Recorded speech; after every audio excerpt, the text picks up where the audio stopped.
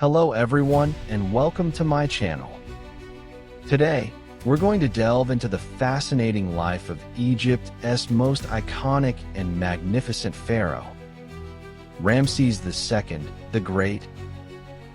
Get ready for a journey through his epic achievements, battles, and the legacy that made him immortal.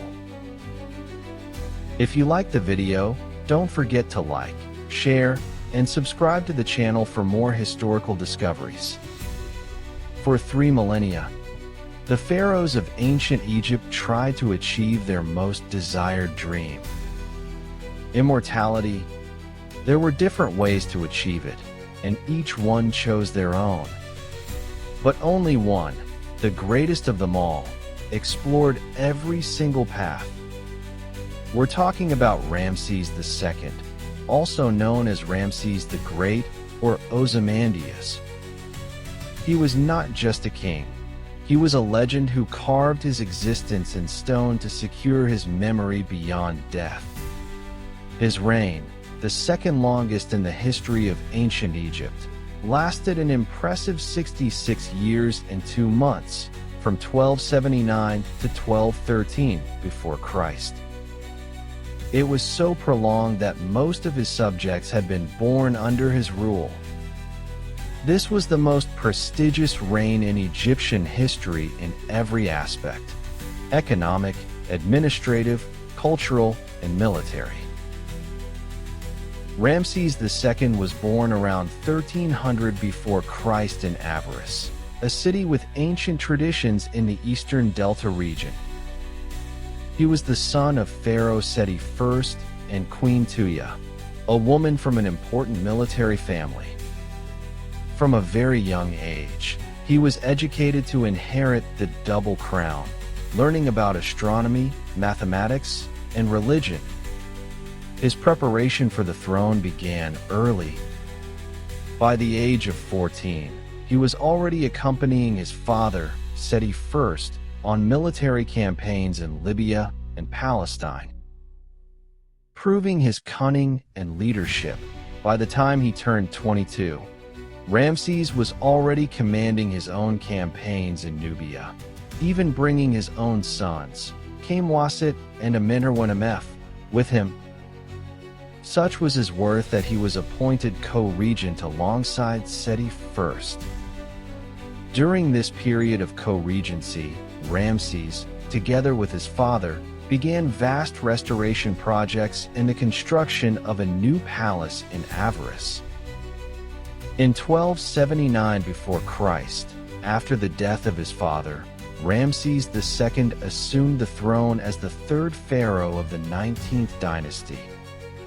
He was perfectly prepared to become king, thanks to the legacy passed down by his ancestors, and he continued his trajectory. His reign, as we've already mentioned, would last for more than 6 decades. If there's one thing Ramses II is remembered for, it's his prodigious passion for construction. This pharaoh was a master of propaganda, driven by the desire to perpetuate his glory for eternity. There is practically no ancient site in Egypt where he is not mentioned. His work sought to immortalize his glory and proclaim his association with the divine. Let us look at some of his most emblematic projects. Abu Simbel. This monumental complex in Nubia, near the border with Sudan, consists of 2 temples carved into living rock. The Great Temple is a testament to his grandeur, with 4 colossal seated statues of Ramses II, 22 meters tall each, on its facade. Ramses is represented here alongside the gods Ra, Ammonius, and Ta, and also deified himself. Its design is so precise that, twice a year, the sun's rays penetrate all the way to the inner sanctuary, illuminating the faces of Ammonius, Ra, and Ramses. This phenomenon originally occurred on February 21st and October 21st, although after its relocation in the 1960s for the construction of the Aswan High Dam. The dates were moved 2 days later. Next to it is the small speos, a smaller but very important temple, dedicated to the goddess Hathor and his beloved wife Nefertari, a rare and significant honor for a queen in ancient Egypt. The Ramesseum.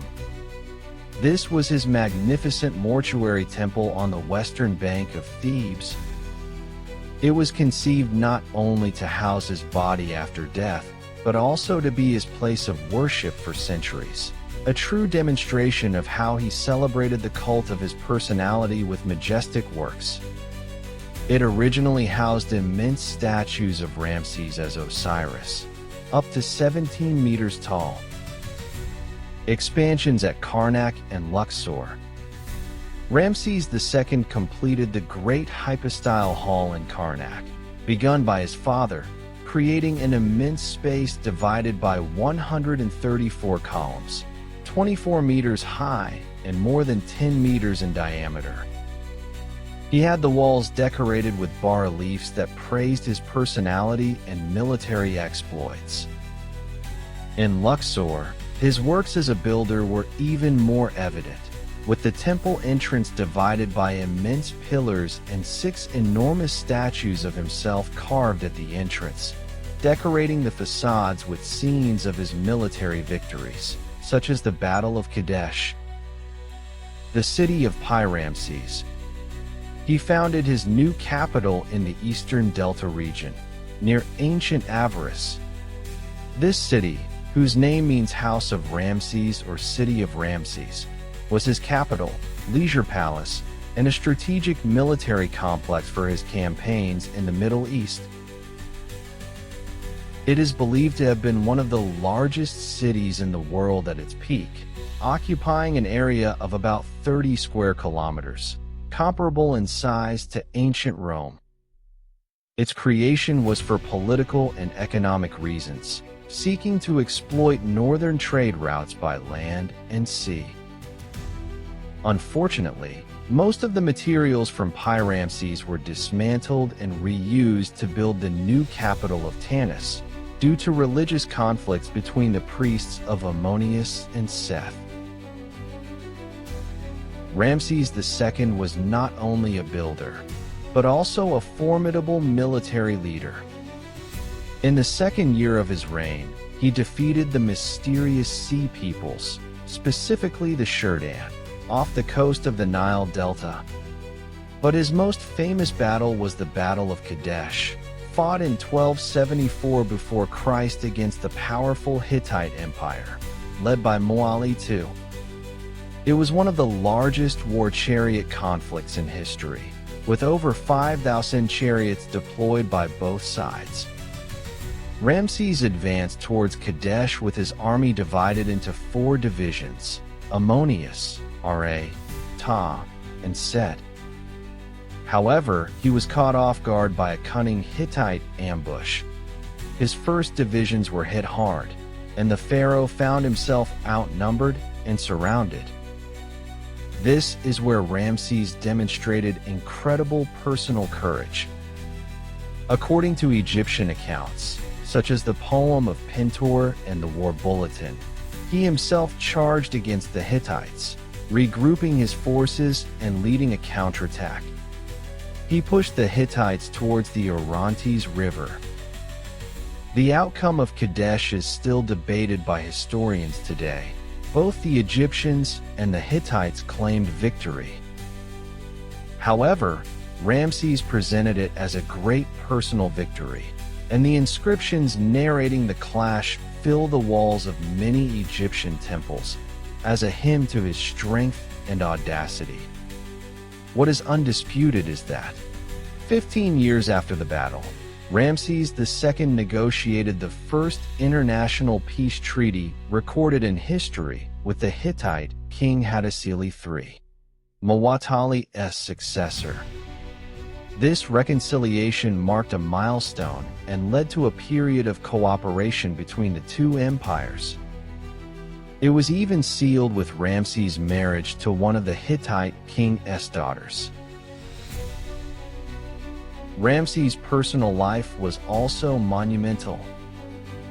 He is credited with more than 200 wives and concubines, and around 96 sons and 60 daughters, or even more than 150 in total.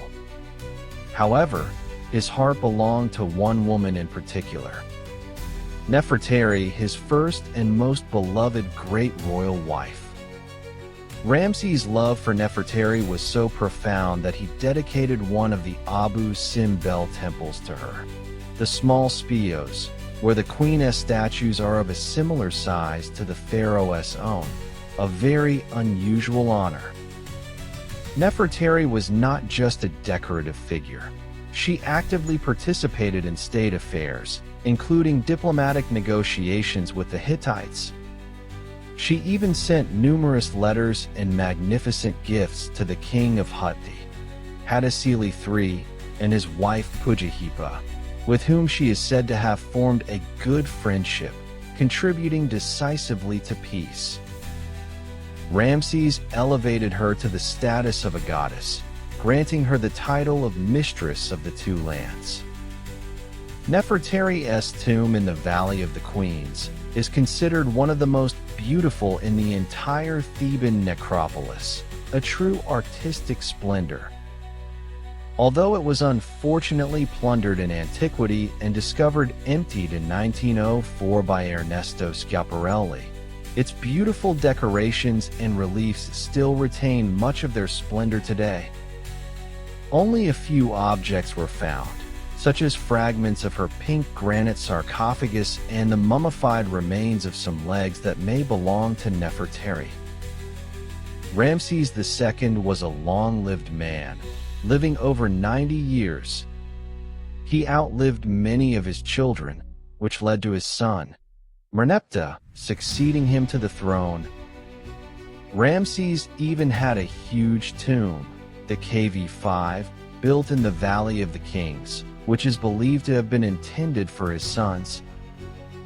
This tomb, rediscovered by Ken Weeks in 1989, is the largest in the Valley of the Kings and a great mystery, where the names of some of his sons have been found. Ramses II's reign is considered the peak of art and culture in ancient Egypt, a period of immense stability and prosperity. Later Egyptians remembered him as the great ancestor, and many pharaohs adopted his name in his honor. Now, let us talk about one of the most popular and persistent, but erroneous, associations with Ramses II. His link to the pharaoh of the Book of Exodus. Despite the depictions in famous movies like The Ten Commandments or The Prince of Egypt, there is no historical or archaeological evidence to corroborate that Ramses II was the oppressor pharaoh of the Hebrews. In fact, the mention of Pi-Ramses in the Bible is considered an anachronism, as the city's role as the capital of Egypt in the 10th century before Christ makes the biblical text seem to mix elements from different periods and places in Egyptian history. Excavations have shown that the great construction projects in Egypt employed skilled and unskilled Egyptian workers, who were paid or fulfilled their civic duty, not Hebrew slaves. Moreover, slavery in ancient Egypt was often a form of tax imposition or compulsory service to the state, not individual possession. Ramses was known for meticulously documenting his achievements. It is highly unlikely he would have omitted such dramatic events as the plagues or a massive exodus. Interestingly, the city of Akhetaten, Amarna, built with adobe and in a great hurry by some 20,000 men, including children, fits the biblical description of forced brick labor much better, where skeletons of young people with traumatic injuries and degenerative diseases have been found. The Exodus narrative is more a Nemo history, a construction of a foundational story to legitimize the monarch Josiah in the 7th century before Christ, not a historical record from the time of Ramses II. The mummy of Ramses the Great reveals that he was over 180 meters tall, had a strong, prominent jaw, a narrow nose, and thick lips. He suffered from dental problems, severe arthritis, and hardening of the arteries, and most likely died of old age or heart failure. It shows us the man behind the legend. Ramses II was a visionary leader, a military strategist, a skilled diplomat, and the quintessential builder pharaoh. His relentless pursuit of immortality through his architectural legacy and the cult of his personality made him an icon that transcends time. His long and prestigious reign left a powerful and peaceful Egypt. He secured the country's borders, increased wealth, and expanded the reach of trade.